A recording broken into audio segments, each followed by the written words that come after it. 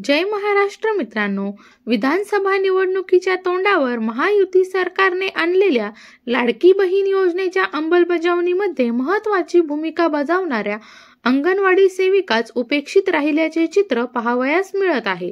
शासनाने योजनेचे अर्ज भरणाऱ्या अंगणवाडी सेविकांना लाभार्थ्यांमागे 50 रुपये प्रोत्साहन भत्ता देण्याचे जाहीर केले होते। या योजनेमुळे महायुतीच्या मतांना प्रोत्साहन मिळाले असले तरी अंगणवाडी ताईंपर्यंत भत्ता पोहोचलेलाच नसल्याने ताईंमध्ये मोठ्या प्रमाणात नाराजी पसरली आहे। त्याचबरोबर लाडक्या भावांना बहिणीच जवळच्या वाटत आहेत असा प्रश्न देखील उपस्थित केला जात आहे।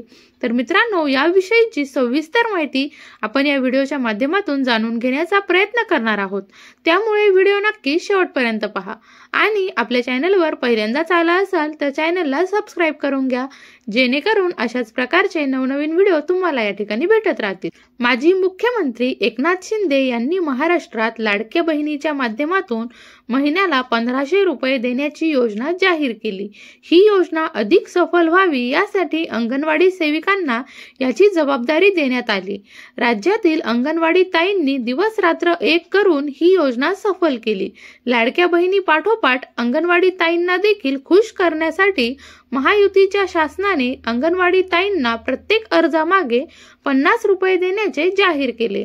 मात्र आजपर्यंत अंगणवाडी ताई त्यांच्या हक्काच्या 50 रुपयांपासून वंचित राहिल्याचे दिसून येत आहे।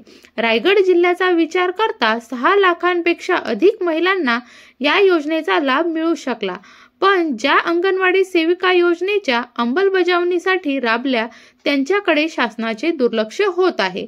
रायगड जिल्ह्यामध्ये 2024 अंगणवाडी सेविका आणि मदतनीस आहेत। त्यांनी 2,70,000 महिलांचे ऑनलाईन अर्ज भरून घेतले आहेत।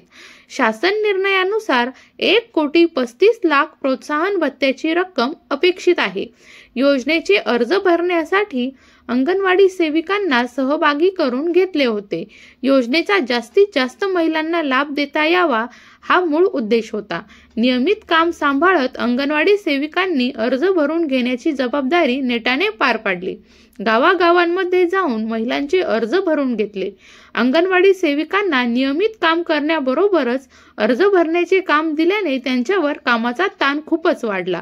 तसेच अर्ज भरताना एखादीचा अर्ज काही कारणास्तव भरला गेला नाही तेव्हा वादाला देखील तोंड द्यावे लागले। लाडकी बहीण योजनेचा लाभ जास्तीत जास्त गरजू महिलांना मिळावा म्हणून अंगणवाडी ताईंनी अतोनात प्रयत्न केले। त्यांनी घेतलेल्या मेहनतीचे 50 रुपये त्यांना मिळतील का हा प्रश्न अंगणवाडी ताईंना आता पडला आहे।